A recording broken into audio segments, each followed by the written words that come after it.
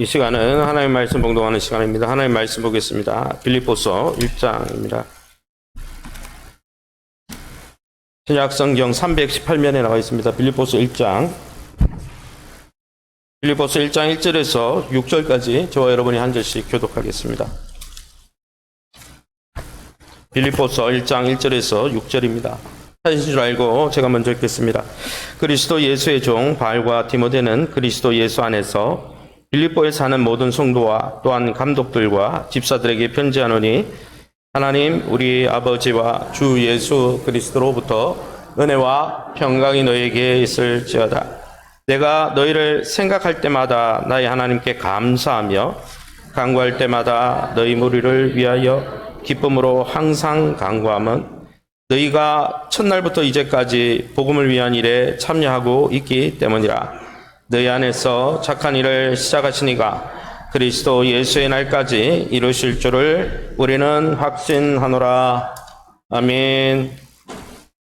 예, 오늘은 그리스도인의 넘치는 기쁨과 또 감사의 이유라는 제목으로 그리스도인의 기쁨과 이유라는 제목으로 말씀을 함께 나누기 원합니다.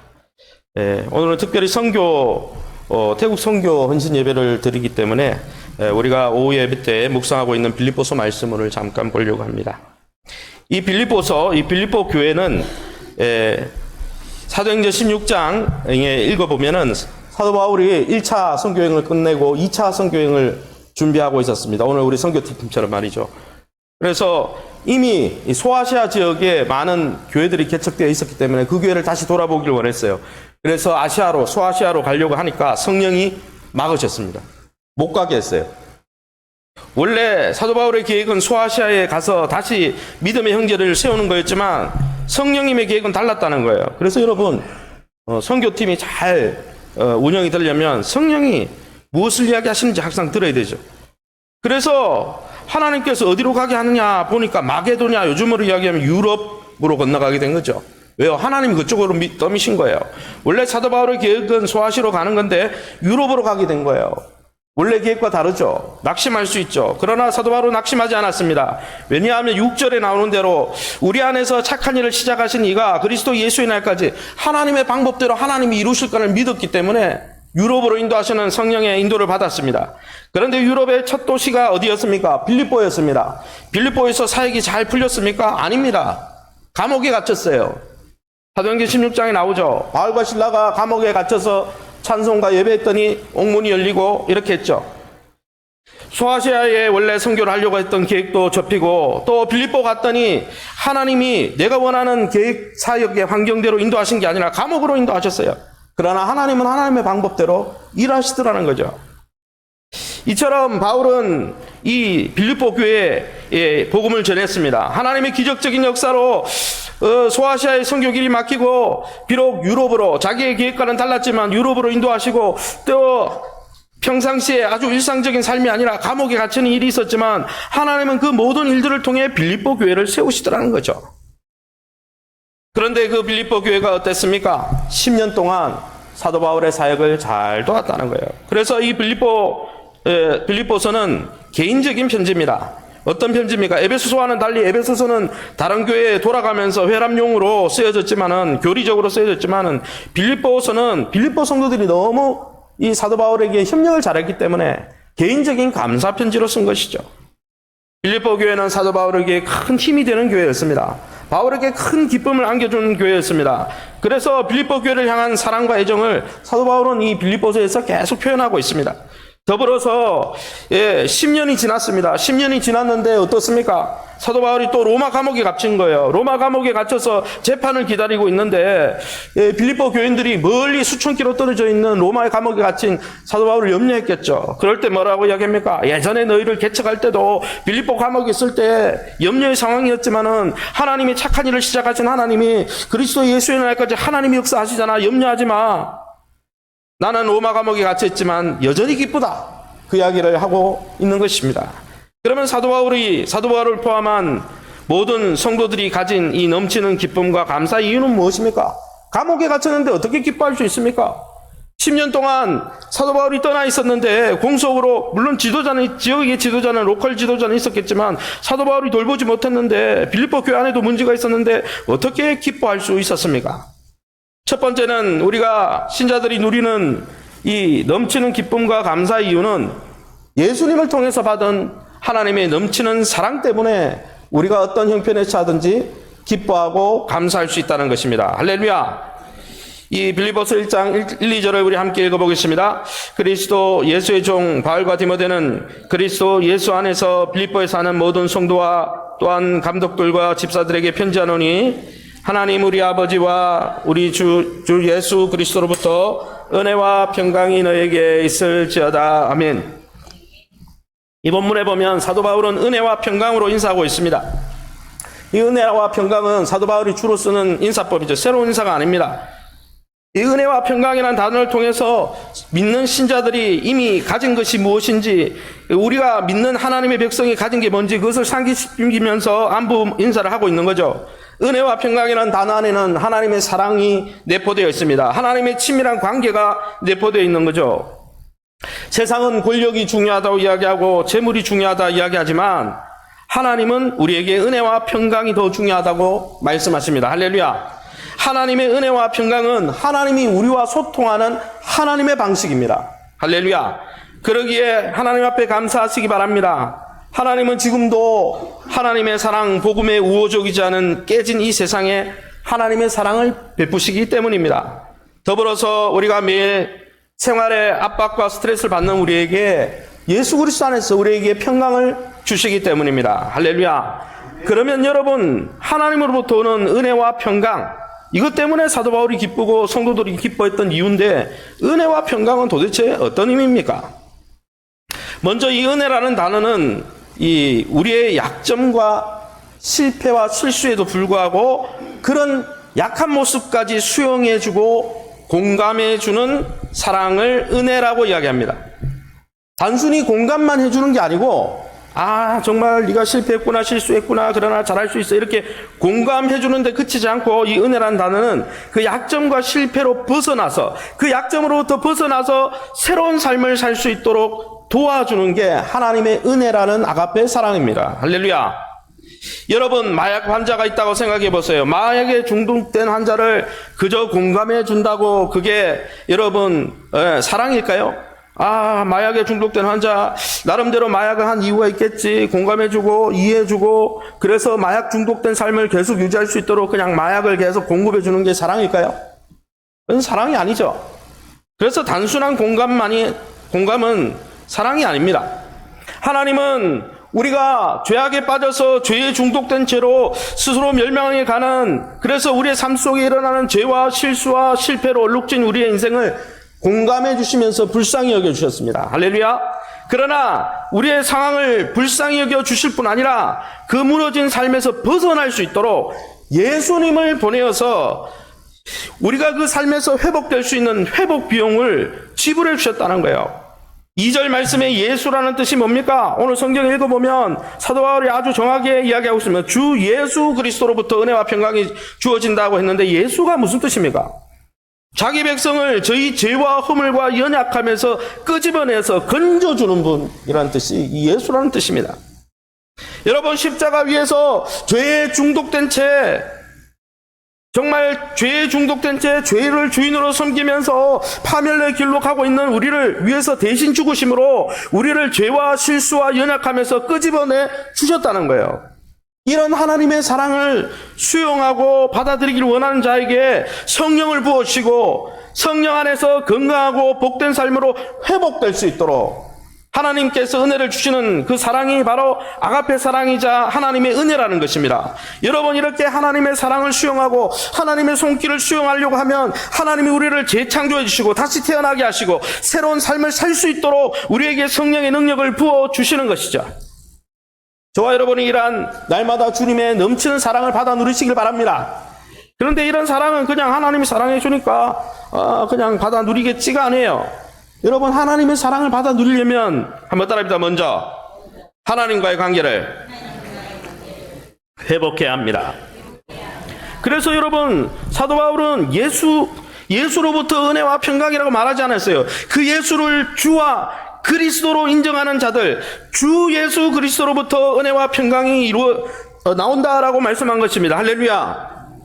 많은 사람이 하나님과 깨진 관계에 있습니다. 죄 가운데 깨어져 있습니다. 어떻게 깨어진 것을 알 수 있습니까? 하나님을 인식하지 않습니다.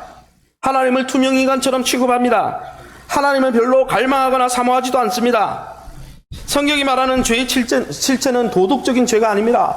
윤리적인 죄가 아닙니다. 성경에 나오는 죄는 따라합시다. 자기 중심적인 삶. 하나님이 왕이 아니라 내가 내 인생의 주인이 되어서 내 마음대로 사는 자기 중심성. 이게 성경이 말하는 죄입니다. 여러분, 자기 중심적인 삶, 하나님 없이 내가 왕이 되고 내가 주인이 되고, 그리스도가 뭡니까? 왕이란 뜻 아닙니까? 여러분, 예수님이 그리스도가 아니라, 예수님이 주인이 아니라 내가 왕이 되고 내가 그리스도가 되고 내가 주인이 되어서 내 중심적으로 살아가면, 여러분, 우리를 만드신 하나님 앞에 우리가 우리 중심으로 살아가면 하나님께 상처가 될까요, 안 될까요? 엄청 되죠. 하나님을 무시하고, 왕이신 하나님을 무시하고 내가 왕이 되어서 사는데 얼마나 하나님께 상처가 되겠습니까? 하나님과의 관계가 깨어지는 거예요. 내 중심으로 살면. 세상에서도 어떻습니까? 자기 중심적인, 자기만 위하고 자기 중심적인 사람 만나면 참 얼마나 불편하고 기분이 나쁩니까? 그런 사람 만나면 손절하고 싶어요. 관계 맺고 싶지 않습니다. 왜 그렇습니까? 항상 모든 것을 자기 중심적으로 이용하려고 그러고, 모든 상황을 자기 중심적으로 조정하고 해석하려고 하고, 모든 주변의 사람들을 다 무시하고 자기 뜻대로 안 되면 쉽게 버럭 화를 내고, 그런 사람 누가 가까이 하고 싶어요? 그런 사람 주변에는 사람들이 모이지 않죠. 하나님과의 관계도 마찬가지입니다.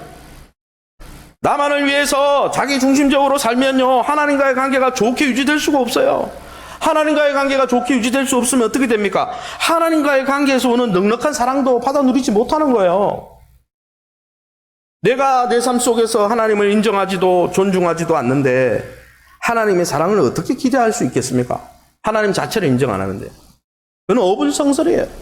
내가 하나님 나라 왕으로 오신 그리스도 예수를 무시하고 하나님의 사랑을 무시하고 하나님의 개입을 무시하고 사는데 어떻게 우리가 하나님 나라 백성이 될 수 있습니까? 그건 말이 안 되는 거죠. 창조주를 무시하는데 어떻게 창조주의 사랑을 바랄 수 있습니까? 이거는 마치 부모님께 줄곧 반항하면서 부모님과 관계를 손절한 자녀가 자기가 어려움이 올 때 부모님의 친밀한 사랑이 있었으면 좋겠다, 부모님의 도움이 있었으면 좋겠다, 이렇게 바라는 것과 똑같아요. 정말 도움을 받으려면 부모님과의 관계를 먼저 회복해야 되는 거예요. 관계가 좋아야 도움도 받고 사랑도 받는 것이죠. 관계 회복이 먼저인 거예요. 그것이 탕자 비유에 나오잖아요. 예수님 말한 탕자 비유가 그걸 이야기하잖아요. 여러분, 신자는 자기 중심적인 삶에서 돌아서서 예수님을 주인으로 모신 자들입니다. 할렐루야.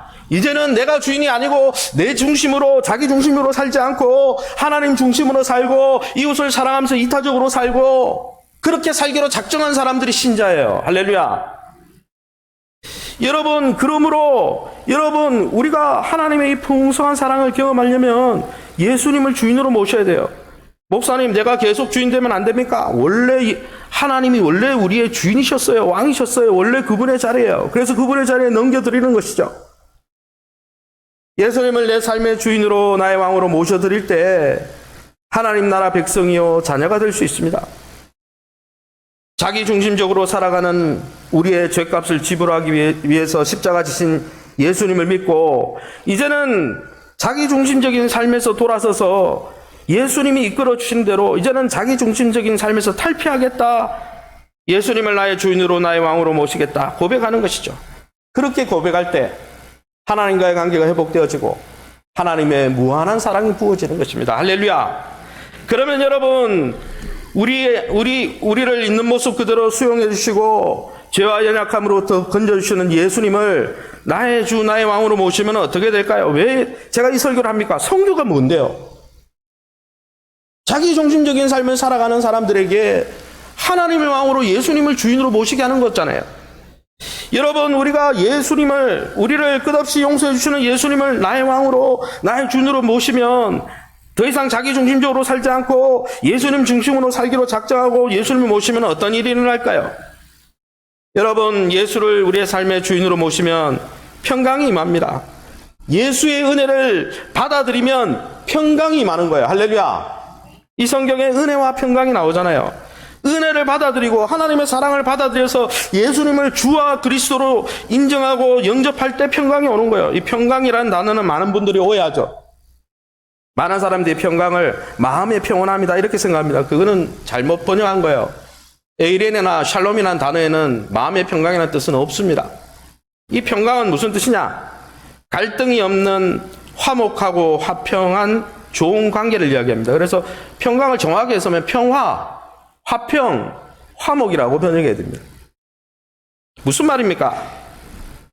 예수님의 은혜를 받아들이고 그동안은 내가 주인이 되어 살았는데 예수님을 원래 왕자리에 올려드리면서 예수님, 내가 그동안 잘못 살았어요.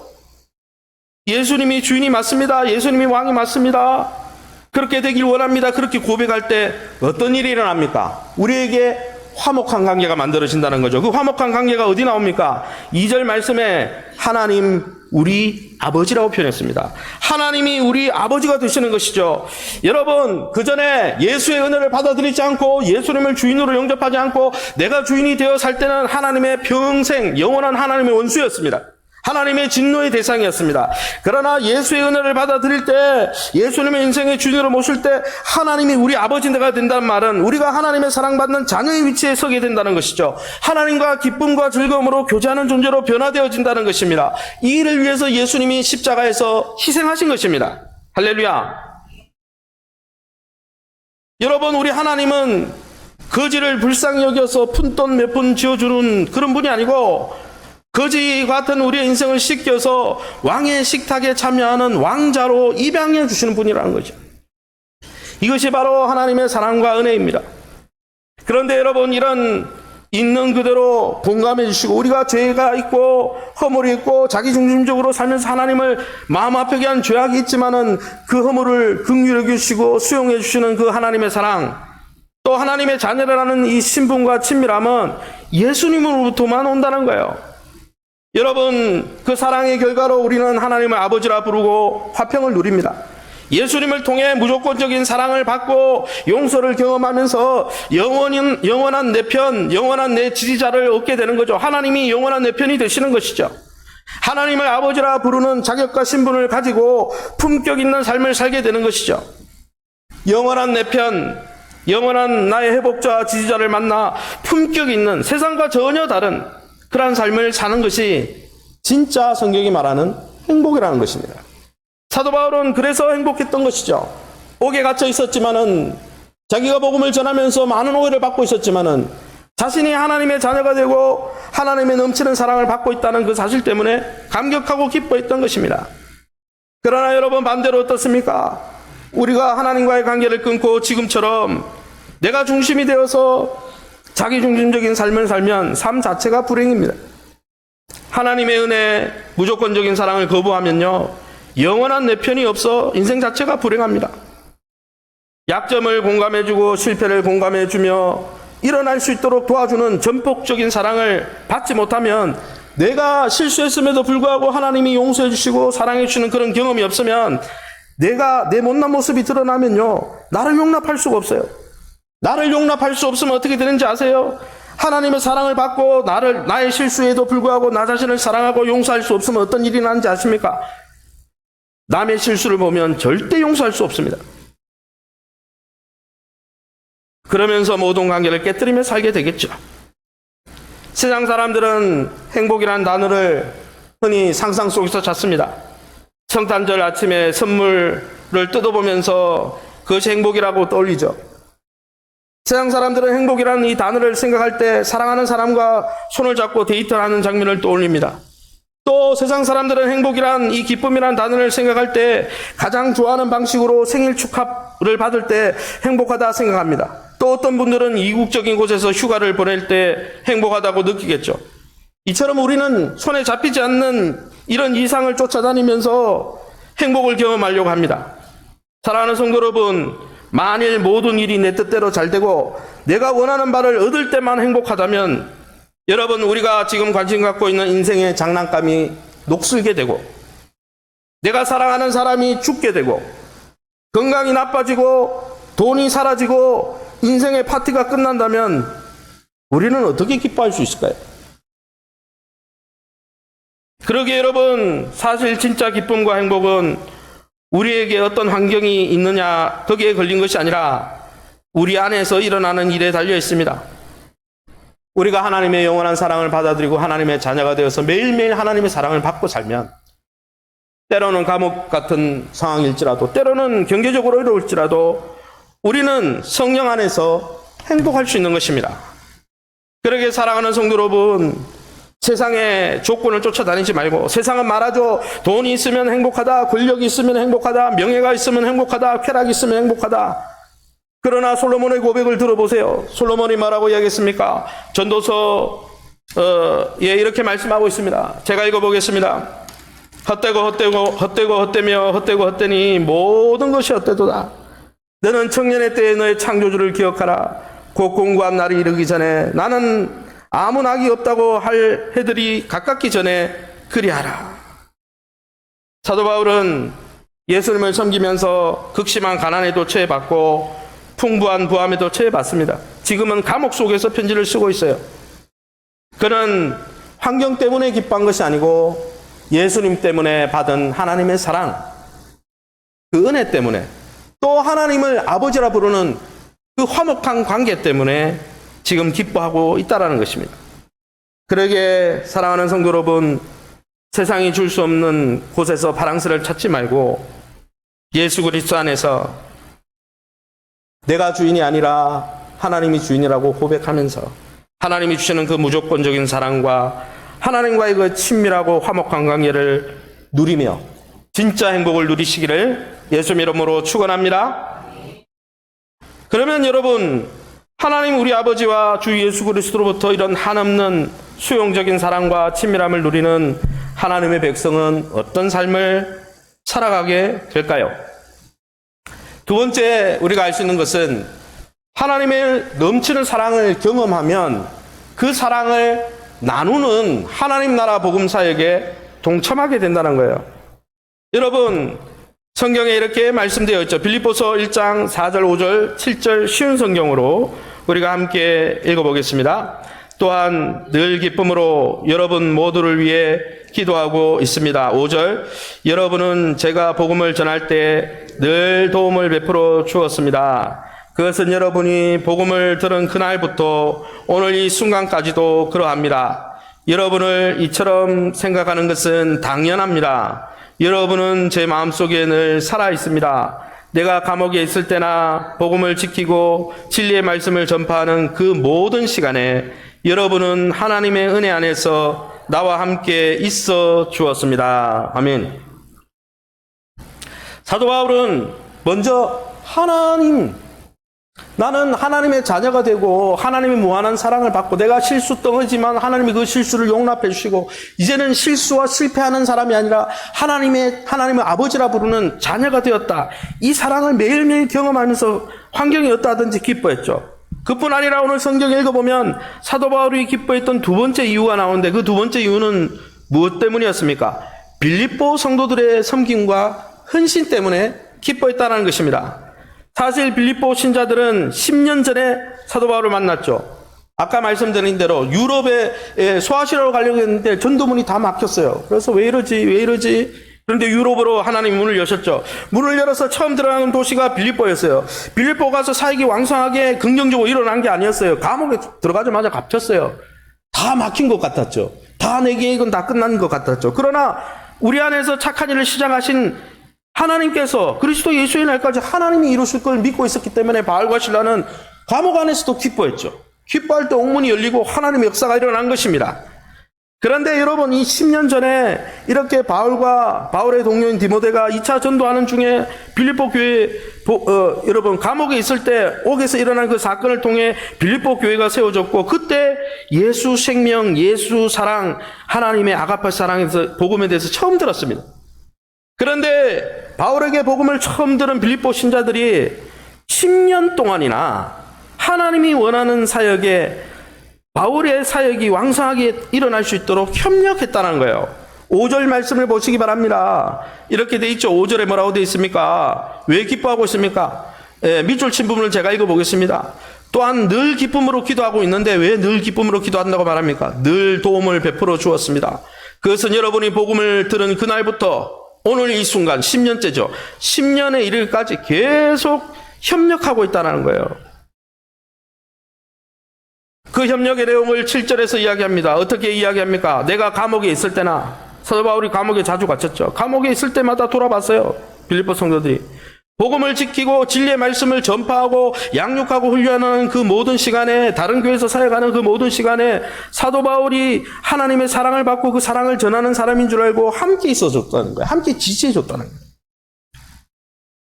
바울이 빌립보에 있을 때도 도와주었고, 바울이 로마 감옥에 갇혀 있을 때도 경제적인 지원을 아끼지 않았고, 빌립보 성도들은 복음을 전파하는 일에 동력하고 그 그리스도의 은혜에 참여했다는 거예요. 선교가 뭡니까? 하나님의 사랑을 우리가 받잖아요. 받고 나서 그 사랑을 어떻게 합니까? 나누어 주는 거 아니에요. 여러분, 빌립보 성도들과 이런 추억을 떠올리고 기도할 때마다 사도 바울은 감사와 기쁨이 넘쳤다고 말씀하고 있습니다. 왜요? 첫날부터 이제까지 10년 동안 줄곧 그렇게 섬겼기 때문이에요. 사도 바울이 옥에 갇혀 죄수 취급을 당하는 그 순간에도 그와 함께 해 주었기 때문이에요. 복음을 위한 일에 계속적으로 헌신하고 참여해 주었기 때문입니다. 사랑하는 성도 여러분, 저와 여러분은 어떻습니까? 우리 교회 영적 지도자나 여러분의 사역자들, 부교육자들 포함해서 사역자들에게, 선교지에 있는 선교사님들에게 여러분을 떠올릴 때 어떤 생각이 떠오르겠습니까? 여러분의 친절하고 사랑 많은 행동과 섬김과 헌신과 지지에 행복하고 감사하고 있을까요? 아니면 여러분을 생각하면서 기뻐하고 있을까요? 우리는 우리 자신을 좀 돌아봐야 하는 것이죠. 사도 바울은, 여러분, 하나님의 사랑을 누리는 신자는요, 하나님의 사랑을 나누는 일에도 관심이 많아요. 성경에 뭐라고 되어 있습니까? 마태복음 25장 32절 36절에 이렇게 말씀하고 있습니다. 우리가 함께 읽어보겠습니다. 같이 읽어봅니다. 우리 밑줄 친 부분만 읽어보겠습니다. 모든 민족을 그 앞에 모으고 각각 구분하기를, 양은 그 오른편에, 염소는 왼편에 두리라. 그 오른편에 있는 자들에게 이르시되, 내 아버지께 복받을 자들이여 예비된 나라를 상속받으라. 내가 줄일 때에, 목마를 때에, 나그네 되었을 때에, 헐벗을 때에, 병들었을 때에, 옥에 갇혔을 때에 와서 보았느니라. 이 성경에 읽어보면 하나님의 오른편에 마지막 날 하나님이 심판하겠죠. 진짜 쭉정이 신앙인지 진짜 알곡인지를 구분하겠죠. 여기서는 알곡이란 표현을 쓰지 않고 양이라는 표현을 썼어요. 양은 오른쪽에 있는데, 오른쪽 있는 사람들에게 하나님 말씀하십니다. 복받을 자들이여 하나님의 나라를 상속받으라 했는데, 그 이유를 설명하고 있습니다. 이유를 뭐라고 설명했냐면, 내가 줄일 때, 내가 목마를 때, 내가 나그네 되었을 때, 내가 헐벗었을 때, 내가 병들었을 때, 내가 옥에 갇혔을 때 너희가 나를 돌보고 협력해줬다. 그러니까 내 나라를 상속하라. 이런 이야기를 해요. 그러니까 이 이야기를 들을 양들이 그 다음 본문에 제가 읽지 않았지만, 내가 언제 예수님이 옥에 갇혔을 때 돌보았고, 예수님이 목마를 때 먹을 걸 주었고, 이런 이야기를 하거든요. 예수님이 진짜 옥에 갇힌 적은 없으니까. 근데 예수님이 뭐라고 하냐면, 내가 보낸 소자 하나. 그 사람이 지도자일 수 있고, 지도자가 아닌 사람일 수도 있겠죠. 그가 갇히고 복음 때문에 수고할 때 그를 위해서 도와주고 협력해주고, 옥에 갇혔을 때 그를 돌봐주는 빌립보 교인들처럼 말이죠. 여러분, 복음 사역에 함께하고 헌신하고 지지하고 그것을 위해서 뛰는 자들을 위로하고, 이렇게 하는 게 하나님 나라 은혜에 참여하는 겁니다. 우리가 하나님의 보좌 앞에 나가 매일매일 하나님 나를 사랑하시죠, 나를 자녀 삼아 주셨죠, 그것도 하나님의 은혜를 누리는 거지만, 동일하게 하나님의 은혜에 누리고 참여하는 방법이 또 하나 더 있는데, 그것은 하나님 나라의 복음을 듣지 못한 사람들을 위해서 헌신하고 수고하고 애쓰는 그 사역에 협력해주고 지지해주고 위로해주고 도와주는 게, 그게 하나님 나라의 은혜에 참여하는 거예요. 그래서 성경에 뭐라고 되어 있습니까? 7절 말씀에 뭐라고 되어 있습니까? 우리가 7절을 한번 다시 읽어보겠습니다. 나의 매임과 복음을 변명함과 확정함에 너희가 다 나와 함께 뭐예요? 은혜에 참여한 자가 됨이라. 뭐가 은혜입니까? 하나님의 사랑을 받는 게 은혜죠. 하나님의 사랑을 경험하는 것도 은혜죠. 그러나 여러분, 그 하나님의 사랑을 가지고 하나님의 사랑과 복음이 필요한 자에게 나누어주고 베풀어주고, 그래서 그 일에 헌신하고 또 그런 일을 하는 자들에게 협력해주고 그러한 사람들을 돌봐주고 그러한 일이 왕성하게 일어날 수 있도록 지지해주는 게 하나님의 은혜에 참여하는 겁니다. 섬기는 것도 하나님의 은혜에 참여하는 방법이라는 거예요. 여러분, 하나님의 놀라운 사랑을 많이 받고 매일 하나님의 사랑에 감격하는 성도는요, 이런 하나님의 나라와 이런 하나님의 사랑이 확장되기를 소원하죠. 그렇지 않겠어요? 내가 하나님이 너무 좋고 나를 사랑해준 하나님 나라가 너무 좋고 그 나라가 속히 도래하길 원하는 사람은요, 그 복음 사역이 왕성하게 일어나기를 소망하겠죠. 그리고 그러한 사역에 신실하게 참여하고 협력하고 헌신하고, 또한 그러한 사역을 위해서 뛰는 그러한 사역자들에게 힘이 되어주겠죠. 그런 사람이 하나님 나라 백성이라는 거예요. 그러기에 사랑하는 성도 여러분, 저와 여러분이 하나님의 사랑을 매일매일 경험하면서 그 사랑 가운데 살고 있다면 그 사랑을 나누어 주는 기쁨에도 동참하시기를 예수님의 이름으로 축원합니다. 이제 말씀을 정리하겠습니다. 사실 빌립보 교인들이 10년 동안 사도 바울을 위해서 섬기고 헌신할 수 있었던 것이나, 사도 바울이 10년 동안 기도하면서 빌립보 교인들을 기뻐하고 감사할 수 있었던 것은 상황 때문이 아니었습니다. 상황 때문이면 지금 감옥에 갇혀 있는데, 또 읽어보시면 알겠지만 감옥에 갇혀서 어떻게 될지 몰라요. 왜냐하면 사도 바울을 시기하는 사람들이 많았거든요.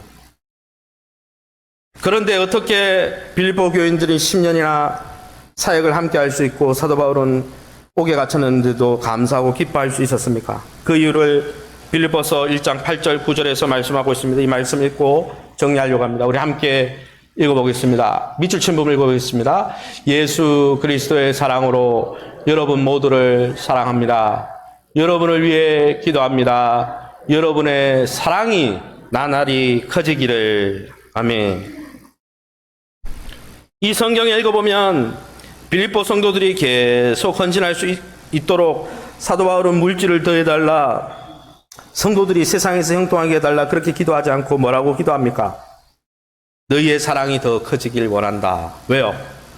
하나님의 사랑이 헌신하게 만들거든요. 또 사도 바울이 어떻게 빌립보 교인들을 위해서 기뻐하고 감사할 수 있습니까? 8절에 나오듯이 빌립보 교회를 너무 보고 싶고 그렇게 했던 이유는 뭐냐면 그 안에 예수님의 사랑이 충만했기 때문입니다. 그러기에 사랑하는 성도 여러분, 하나님과 하나님의 나라 왕으로 오신 예수님의 사랑 안에 머물기를 힘쓰시기 바랍니다.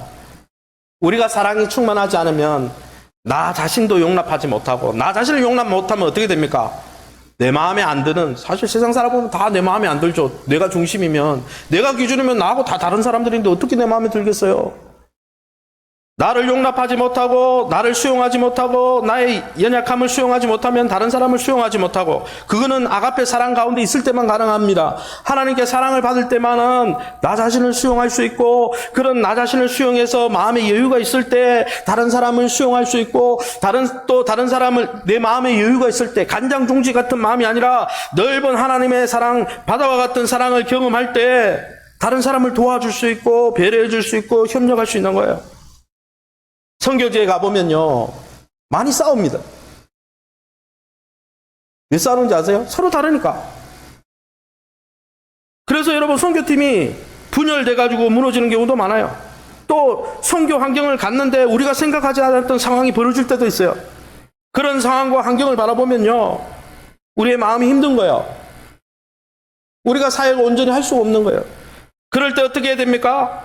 매일매일 주님 보좌 앞에 나가 하나님의 사랑을 공급받아야 되는 거예요. 하나님의 사랑이 충만할 때 나도 실수할 수 있지, 나도 실수할 수 있으니까 저 사람도 실수할 수 있지, 저 사람도 실수할 수 있으니까 저쪽 공동체도 실수할 수 있지. 이런 상황을 다 받아들이게 되는 거죠. 받아들이면서 용납하면서 사랑으로 사역을 할 수 있는 거죠. 그러기에 사랑하는 성도 여러분, 저와 여러분이 예수 그리스도의 사랑 앞에 매일 머물기 위하여 매일 주님의 십자가 보좌 앞에 나가시기를 예수님 이름으로 축원합니다. 그래서 사랑이 충만해야 나도 용납할 수 있고 배우자도 용납할 수 있고 나와 다른 성도들도 용납할 수 있고 이웃도 용납할 수 있는 거예요. 그뿐 아니라 여러분 매일매일 하나님의 사랑을 경험하고 있다면, 또한 그렇게 하길 원한다면, 또 그것을 하고 있다면 여러분 하나님 나라에 헌신하는 일도 섬기는 일도 기쁨으로 감당하시기 바랍니다. 여러분 사랑을 주는 것 굉장히 기쁩니다. 그래서 여러분 외국에 나가서 구제하고 이렇게 하는 분들이 왜 자꾸 나가는지 아세요? 왜 선교를 자꾸 나가는지 아세요? 주는 기쁨을 알기 때문에. 항상 움켜쥐고 자기중심적으로 살면서 나만 그러면요 관계도 깨지고 사랑도 못 받고 점점 비참하고 또 넓은 관계를 맺지 못해요. 그러나 하나님의 사랑을 듬뿍 받으면서 내 마음의 여유가 생기고 나를 용납하는 마음의 여유가 생기고 주변에 용납할 수 있는 여유가 생기면요 나누어줘요. 나누어주면서 또 기쁜 거예요. 할렐루야. 주는 자가 복된 거예요. 할렐루야. 주는 기쁨에 동참하시기를 예수님 이름으로 축원합니다.